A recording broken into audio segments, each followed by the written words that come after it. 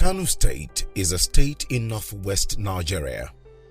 The state capital is the ancient city of Kano, its namesake. The state has 44 local governments, with its population currently estimated at 13 million inhabitants. Kano is a successful city with buzzing markets. This reflects in the state's nickname, the Center of Commerce. However, in spite of its industrialization and convergent trade and commerce, majority of its citizens live in abject poverty. The National Bureau of Statistics report on poverty and equity in Nigeria shows that 55.1% of the population are poor and vulnerable. Similarly, the dependent population is said to be 48%, consisting of people less than 15 years of age and those over 64 years. Majority of households in Kano State do not have coping mechanism for shocks such as increase in price of food items, sickness, disability, and death, as well as departure of working household member. There are many poor people in the state. There are many vulnerable in the state. These poor and vulnerable people are those that cannot afford to have their daily livelihood in one way or the other, health-wise, educational-wise, even the food they eat, nutritionally, so they need to be taken care of. We still have high level of maternal and child mortality. We still have high level of malnutrition. We still have issues around poor immunization coverage. We still have a lot of challenges in terms of how we're doing. Kano has one of the highest out-of-school population, children out of school. Many statistics have shown that Kano in particular, the level of poverty in the state is staggering. This unsavory scenario continues to impact negatively on the development of the state, a situation that has prompted the state to take actions and institute social protection programs to reverse the ugly trend of individual and household poverty and bring about improvements in the lives of the state's poorest and most deprived households. If you look at the 2019 National Bureau of Statistics Poverty Report, Kano has around 55% of the population living in poverty.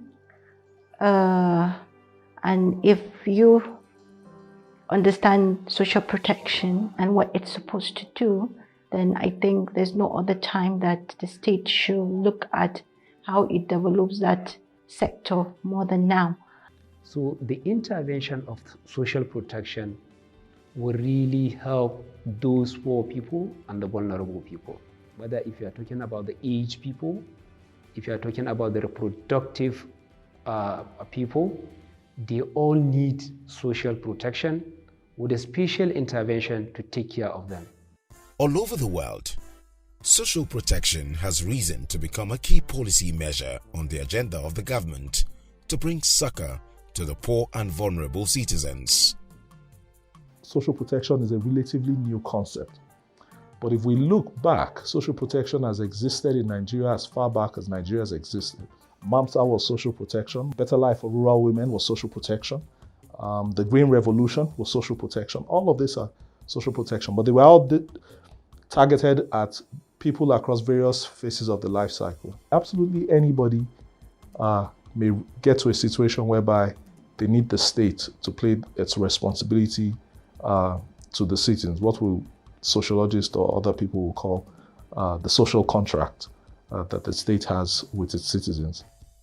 Social protection is therefore defined as a mix of policies and programs designed for individuals and households throughout the life cycle to prevent and reduce poverty and socioeconomic shocks by promoting and enhancing livelihoods and a life of dignity.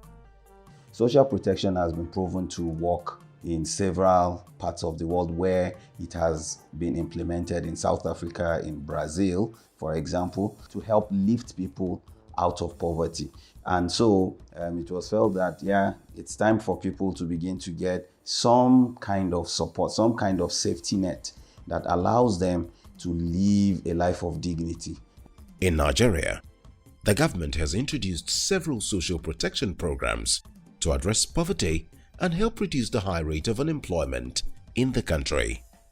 These include the National Homegrown School Feeding Program, the National Cash Transfer Program, Trader Money, and the Graduate Empowerment Scheme and Job Creation Project, NPAR, as well as the Government Enterprise and Empowerment Program. The National Social Safety Net Coordinating Office is a key partner. The National Cash Transfer Program is a key partner as well, implementing social protection programs. CDGP is basically using the expertise that we acquired over the 7 or so years we implemented the cash transfers in Jigawa and Zamfara to help strengthen the National Cash Transfer Program. To replicate the efforts of government at the federal level to reduce poverty among the populace, government at state levels are embracing social protection programs to alleviate the hardship faced by the poor and vulnerable. Kano already has a lot of things they're doing to see and alleviate people that are living in poverty or are vulnerable in the state. But the coming of the social protection policy will help the state to see that we have a coordinated approach in addressing poverty and vulnerability in the state.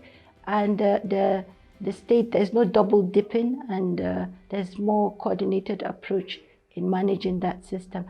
To this end, Kano State, as one of the CDGP2 focal states, alongside Kaduna, Jigawa and Zamfara, is piloting social protection programs and policies in the state to ensure citizens of the state have access to basic needs of life as a right. In a lot of countries, it's enshrined in their constitutions. The right to water, the right to a decent standard of living, the right to food, good quality education. People have a right to a decent life. People can eat, they can attain their full potential. They don't have to bankrupt themselves if they fall ill. So social protection is more to do with giving those people a hope, something to believe in, something to fall back to, something to lift them up from the poverty level they are in. Without doing that, you are not only endangering those particular group of people, but the whole society. You need to support our people. I come from a rural area. My background is rural, and I'm always with my people, and they deserve this support.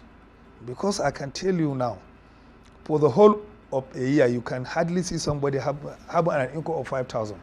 Throughout there, he can never get the 5,000 and blocked. It has to be either from 200, 500 throughout the year. Social protection is a multi-sectoral sector. It involves everybody. It's not just one sector. And so we are very excited that the government chose Ministry of Budget and Planning to drive this process. And so far, the committee has been set. Work has gone into the process of developing the policy to see that everything that the state is already doing is captured within a framework and in a coordinated approach. The CDGP too is working to strengthen the demand and supply sides of social protection services. This way, citizens are able to understand and seek social protection services from the government. Similarly, the government is able to understand the demands from the citizens and provide such services to reduce poverty in the state, especially among the poor and vulnerable. Social protection is new in Nigeria, and that's what is trending now, because government need to provide that support so that people will not fall into poverty, or could provide a support whereby people can lift people from where they are to another level, like a transformative stage.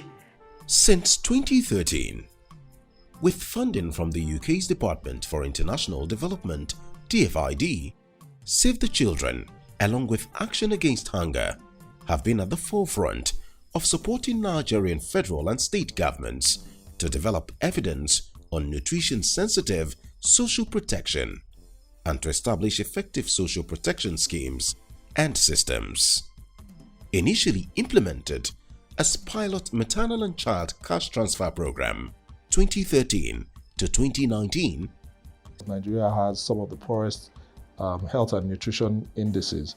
Jigawa State had very bad stunting rates, and same with Zamfara. So the CDGP program then was part of the then DFID's approach to supporting the Nigerian government to improve uptake of optimal nutritional behaviors and practices in the state. That was the initial phase 1 of the project. And mothers were provided with a stipend of about 3,000 naira, and later it was increased to around 4,000 naira every month, while they had the liberty to spend the money as they wanted. We also provided them with education to let them understand the importance of proper nutrition to themselves and their children. That project targets first 1,000 days as pregnant women, plus a cash transfer of 4,000 naira on a monthly basis. So it's a nutrition-sensitive social protection program looking at the poverty level in Jigawa, and the project started in 3 local governments. And this local government was selected based on the poverty level in those local governments. We realized that after 6 years of implementing that program, a number of women had started livelihood activities which they didn't have before. And that wasn't part of the initial design of the program. It was something that as time went by and they started saving, they realized that they could use that money to enhance their own livelihood by engaging in productive activities like rearing animals, buying grinding machines, and so on. And so with the support of FCDO, we moved on to Kano and Kaduna, and we started to engage more collaboratively with the National Social Investment Office that has now transited into the Federal Ministry of Humanitarian Affairs, Disaster Management and Social Development. With support of the Foreign Commonwealth Development Office (FCDO), through CDGP Phase 2, Government of Kano State is working to lift a sizable number of poor residents out of poverty by 2030, in line with Sustainable Development Goals (SDGs). The state has taken deliberate steps to provide support for the poor and vulnerable households, to strengthen their resilience to economic shocks and ensure everyone is able to access income that provides security throughout a lifetime. So we've seen the institutions improve, so the policies being set up, the legislation being drafted, and programs being introduced. So this just shows us that social protection has gone up the ladder of government prioritization of programs. Now the government will start to intervene, giving them some things out or what have you, trying to make the vulnerable, bring in the vulnerables out of the shock that they have been in. The state is working with the CDGP to help increase public awareness on social protection, with great emphasis on inclusiveness, which gives special attention to children, women, elderly, and persons with disability. Gwamna a yanzu ya yi approving cewar all disabled da su da 'ya'yansu su zama free, education free, tun daga primary har zuwa university. To a yanzu duk yaron da izo je misali isai form ya samu admission, to zai zo nan office dina, nan ba shi clearance, zai kai makaranta, su ko makaranta za su yi masa register. Muna da student wanda suke tertiary institute a mutum 276 a yanzu, wannan disabled ne da su da 'ya'yansu. There's a lot of thinking around people with disability, things around looking at gender inclusion, and even children at risk. So there's been a lot of thinking around issue of inclusion in the present policy, which is why it will help to broaden what government is doing so that it reaches those that actually require those services. All the clusters we have about 9 to 10 clusters of people living with disability, of which the intervention of basic healthcare provision funds enroll them. And apart from that, in Kano, we have what we call KET Fund, Kano Health Trust Fund. Also, there is a coverage in that agency whereby it has a percentage that will cover vulnerable and people living with disability. In every household that we went, we take the register of all the members of the household. So if there is a person living with a disability there, he will be given a priority, that his name and what have you, the kind of problem he has, and all what have you. The CDGP program in Kano State is also providing technical support to institutions and systems to enable timely and appropriate response to citizens' needs when in shocks. This includes technical capacity building among civil servants, civil societies, and state actors to ensure increased knowledge and the provision of focused technical support on areas such as reporting and monitoring mechanisms, and ways to create fiscal space for increased investment in social protection. We really benefit from that because there are a lot of capacity building.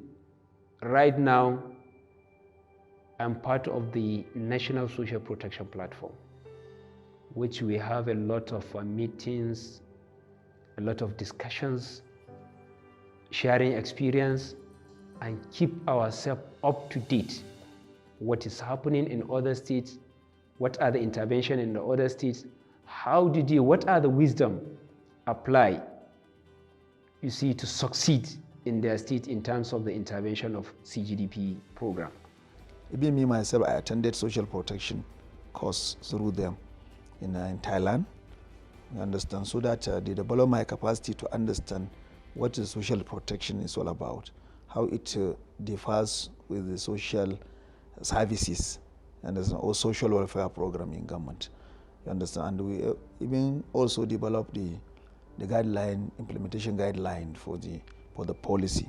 You understand, so this is how the importance of their coming to the state.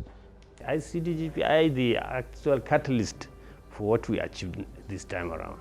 Look at the social protection plan we got. Look at the multi-sectoral action plan on food and nutrition that we got. All the input of the CDGP, that we are able to come to this.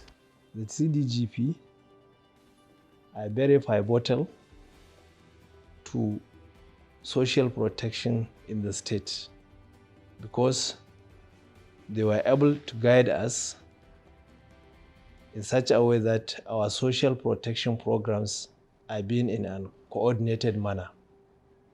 Before the coming of CDGP, the MDAs are going on their own ways. But now, it is in a coordinated manner. CDGP was there to make sure that the capacities of the government officials are strengthened. So there were different trainings that were made, and a study tour, of course. They traveled to South Africa through the support of CDGP, and they came back. I mean, even the CSOs have been trained on advocacy because they're the ones to make sure that they push for accountability in terms of social protection and actually track. We are so transparent to them. We don't just hide anything from the state government. So for me, the ownership, the political will, the commitment from the state government, that's why we're able to achieve some of our successes in these two states. The government of Kano State, with support from CDGP, introduced social protection policy, which reflects the state government's commitment to inclusive governance that leaves no one behind, regardless of culture, ethnic, religious or partisan affiliations, but provides equal opportunity for residents to live productive and dignifying lives. Luckily, we now have a social protection policy in place. We also have an implementation framework, a kind of a budgeted, costed framework that will help back the policy. There's a lot to be done to ensure that that policy is implemented and taken forward, which is something that we're working with the state. Those agencies, implemented agencies, we have been involved in the policy. So their commissioners we have been briefed, the legislators we have been briefed on such things, and the advocacy we have been taken go around, and so on and so forth. So I think the government commitment here is okay with us. Poverty and hunger is multi-sectoral. So the approach towards addressing or minimizing the level of poverty and hunger in the society is not residing in one sector alone. But I believe the State Ministry of Agriculture is the critical or focal ministry to address this issue of poverty reduction and hunger. Kano has developed social protection policy as well as multi-sectoral action plan on food and nutrition, so as to bring about to reduce the level of poverty, especially in child poverty, good access to education, as many things, and health also health. The government of Kano State has demonstrated commitment to improving access and quality of education through a number of programs and policies, such as free education in public primary and secondary schools, the school feeding program, free uniforms for pupils, and the free education for persons with disability and their children. Free and compulsory basic and post-basic education in the state. So in the absence of the fees being collected from parents, Kano is spending more than 200 million naira in upkeep of the schools. The state has implemented a policy of free and compulsory education. Now our enrollment is more than 100%. So you can see it's directly aimed at those out-of-school children who does not go to school, but now because of a single meal, they go to school. That is to say, if there is education, then definitely the poverty will give way. But in a situation whereby the poverty, dominates the situation, that may hamper the development of education. Like here in northern Nigeria, we are all clamoring for the development of girl child education. But what hampers that development? Poverty. The parents are willing. They want their girl child to get education. But the cankerworm that is preventing the girls from getting the required education is the poverty issue. But with the coming of social protection, this issue of girl child or education in the education sector was highly improved. Buses were provided upon which our girl childs were taken to and from schools on daily basis. Equally, the issue of school fees were all withdrawn. These policies has received a lot of commendation from all and sundry, and the government is trying a lot to make sure that it has at least raised the level of education, particularly at the primary and secondary school level. If you take the Almajiri situation in northern Nigeria, it's a big issue that it's being dealt with. What can we do to ensure that the Almajiri children are also included in the system that government is being provided, whether it's healthcare, whether it's education, whether it's food?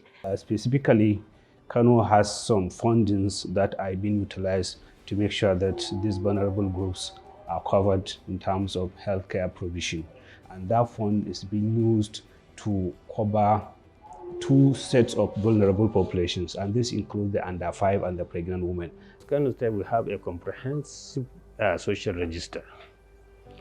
So every person that is entitled to that healthcare system is going to be mined out of that register, and he is exclusively for poor and vulnerable persons. In each community, if you can select those that are the most poor and vulnerable, and you give them 10,000 monthly or 5,000 per se, you will see that if you selected 100 people, you are given 500,000.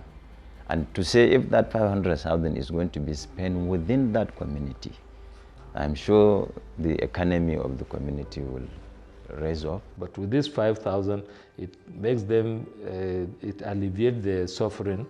They can even now contribute to the society. I could remember the woman saying, even if it's 200 naira, at least it can do something for me in my community. So this is a message we are trying to see, that the government try to come up with interventions that will support their people in their state to have a life of dignity. There is a lot of evidence that shows that whenever there is cash, women are able to go beyond just access to the cash, but they are able to voice out, to participate, which is women empowerment. And that is the transformative social protection that we want. The social protection policy of the state is inclusive, robust, realistic, and is intended to spur a well-coordinated social protection system with the intention that no citizen falls below the minimum level of social and economic well-being. The government believes that a progressive society must provide tools and the environment for its citizens to exercise their rights to attain full potentials. I will still commend Kano State Government for what they've done, at least taking a step to even bring MDAs together, to put the structure in place, to start thinking what can we do and how are we going to do it is commendable. People don't know it's their right for governments to provide for them, and civil society organizations are in the best position to raise awareness amongst the vast majority of people as to the need for social protection. We have a CSO platform in the state because the CSOs, they are the ones that speak for the people, they speak for the citizen. They are the only people that can address government's issue, trying to see there's accountability and creating that awareness, looking at political will and all. The overarching goal is to scale up the state social protection activities to ensure that the poor and most vulnerable residents of the state are supported to live productive, fulfilling, and dignifying lives.